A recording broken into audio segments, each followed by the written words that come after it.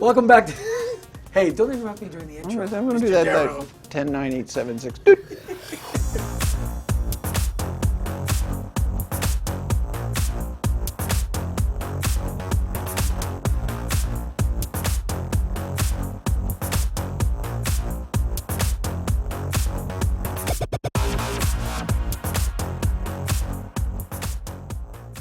In July, you've got the re-release of a series that's been out of print for a while. Yes. Shaolin Cowboy, the Burly Man Yes. series.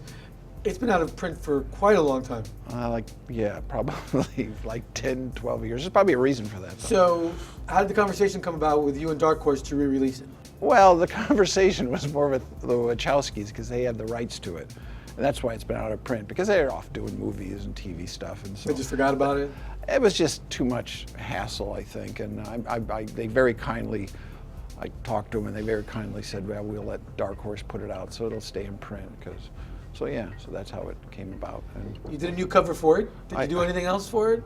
a back cover. What else can we expect in the collection? A back cover and a new title, which the title of it is Star Trek, because I thought it sounds a lot like Star Trek, and if you order on Amazon, you type in Star Trek, it might come up. Like, well, this is interesting. It doesn't have a Klingon on it, but That's clever. very That's savvy selling on my point. I thought. Did you revisit the Marketing. the series? Did you revisit it No, when they brought this idea up to you now? No, I don't want to look at it because it just looks old and bad to me. So I always like to look forward. In general, do you ever, when 'cause your work gets collected and people ask you about work you've done in the past, do you ever revisit it, or is that something that once you're done with it, you put it to the side? Yeah, I put it to the side. Every once in a while when I'm moving stuff around, I'll run across something and I'll think, well, it's not as bad as I remember it, but because I don't know, I just it never looks very good to me. And, Everybody out there watching this disagrees with you. well, Just yeah, so you know. it's a million Frenchmen or whatever. Tell me about the Cowboy, because this is a character you revisit every few years. Do you need that break to kind of get a new idea, a new story for him, a new way to depict all this mayhem that you put on the page? No, I need a break to make money so I can do it again. So I'll get called, like I've been past year, I was working, doing concept work on a movie or TV show, which, you sign the NDA, non-disclosure, and I can't say what it is. No, but it's frustrating because, you do all this work and it'll never see the light of day. You can't ever, maybe in 5 years I can show it to people, but so I've got lots of drawings that no one's ever seen of weird stuff. How many drawings do you remember that you do for the Matrix? God, I don't know. I couldn't tell you. I forget. Every once in a while, I'll go over to their studio and I'll see one and I go, God, I forgot I drew that. Hundreds. The first film I worked on for maybe half a year, but the sequels, I was like 2 or 3 years we were working on those things. Yeah. That was a lot. At the end of it, Because of the world building, because that had massive world building. Oh yeah, and all of it was because I'd done the first batch. It had to look like I had done the rest of it. So there are all these machines and robots and. When you talk about world building, I go back.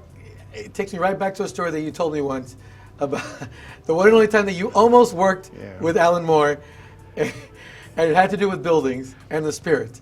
I'll let you tell the story because. Well. It's a great story. Well, they're going to do this anthology. Will Eisner said we're going to let people do their version of the Spirit, and it was Dennis Kitchen contacted me, who was working with Will Eisner, and he said, "We'd like you to do one." I said, "Oh, it's great because I love the Spirit. I think Shaolin Cowboy is a little bit like the Spirit in that the Spirit always was getting the crap beat out of him. He was like the only sort of superhero that was vulnerable, and I always liked that." And I said, I would do it. He goes, "Well, is there any writer you've ever wanted to work with?"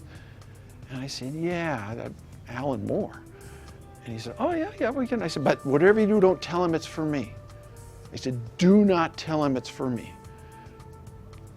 Because I knew that if he told him that, it would be something with like he'd write it to what he thinks I like to draw. And that's stuff that I drew in like Harbor. There's a lot of buildings and this and that. That wasn't my dream job. It was just, that was what the story called for. So anyway, a couple months go by and they send me the script. And it's 10 pages of just buildings. One building after another, spelling out words and this and that.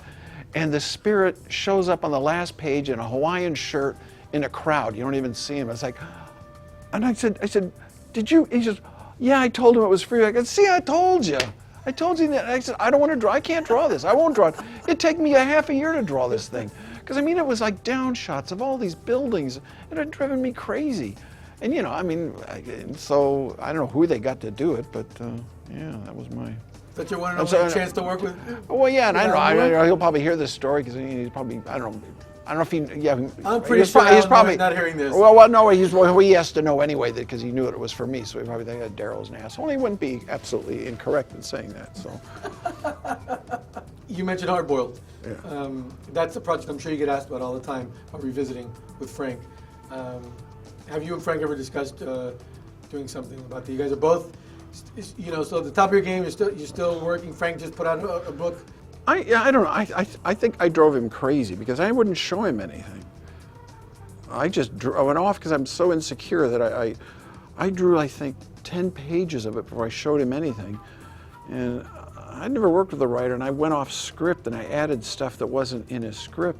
And he told me later that he was like, what, you know, what am I going to do? He's changed things because I had all this mayhem and such, and like this enormous body count, and the character gets so beat up, and and none of that was in the script, that he had to change it because the original story, getting beat up like the spirit. In the original story, the character in Hard Boiled was a human being, and I drew him because Frank, I mean, comics, I mean, who cares?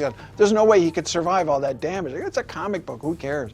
But he couldn't, so he had to turn him into a robot. Because he just couldn't wrap his head around the fact that guy's had like a, you know, license plate in his knee, and he had like a carburetor stuck in his head, and I just thought it was funny. I thought half the stuff I just draw it because I think it's stupid and funny, like me. Except I'm not funny. I'm just stupid. You did a lot of animation work. I think people kind of forget about that. How was that? I mean, they should forget about it. But animation's a very interesting place for an artist to begin working because... Well, not if it's at Hanna Barbera, because they don't, you know. When you worked at Hanna Barbera, did you work on specific shows or whatever they needed you to work on? Well, you'd help out on occasion, but I worked on Super Friends and Richie Rich, and Scooby-Doo actually saved my job.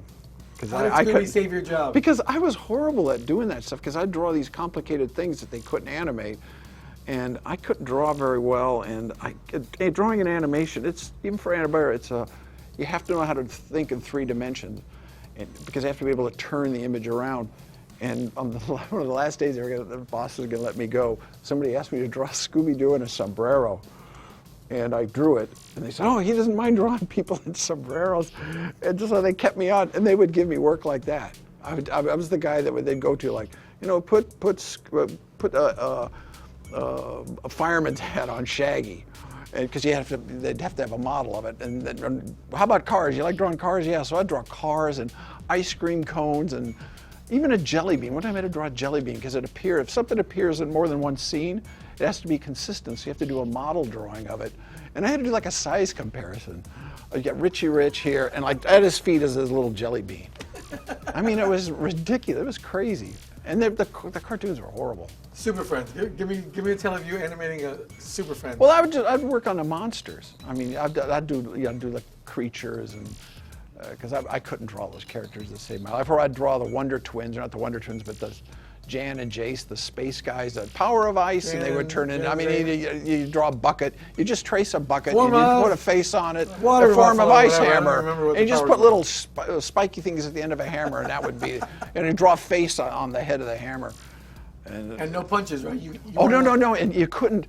I had to draw like a warship, an alien warship, and they said it looks too warlike. And I said, well, it's a warship. What's this going to look like? Like a My Little Pony in space? This stuff like that. And we couldn't draw guns. Everything had to look like a stapler or a staple gun or an angle iron. It couldn't look like a pistol in any way. So everybody was like holding up like a flashlight. And the effect was the same because they're there to kill you anyway. But I mean, those were the days when like there was a character called Firestorm, you know, the DC character. And they were so concerned because his hair was like a fire. It was a cool design.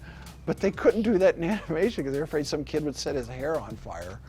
And so his head kind of turned into the Statue of Liberty, you know, the torch. That's what it looked like. It was like a solid object. It was like a helmet that he was wearing. And they spent 2.5 months doing that, and it cost $10,000 for that one character. And Wow. when it came out, I mean, they came to see me, they go, I spent $10,000 on, but there was a guy that kept changing it. That was the head of the studio, the guy that did all created all the Scooby characters, the designs. His name is Ivo Takamoto. Guy could draw like a god. And he kept changing it and changing it, because he didn't care, he didn't know about budget. And each episode had a certain budget, and all that got carried over to the first episode. The first episode of Super Friends that year the model budget turned out to be like, I don't know, like $30,000, $40,000, which is a lot of money for drawings that you're supposed to do like in 2 days. But they didn't see it that way. They just saw it as, you know, this one drawing that cost $10,000, $20,000 because they kept doing it over and over. What does Geof Darrow read nowadays? Does he go to the comic book store and Yeah, pick up I some do. comics? I go to the comics. Give me 3 comics on your pull list. Usagi Yojimbo, Black Hammer. I buy Extremities by Daniel Warren Johnson, which is he finished it. He's gonna do something new. But you know, I buy a lot of French. I buy French and Japanese comics too.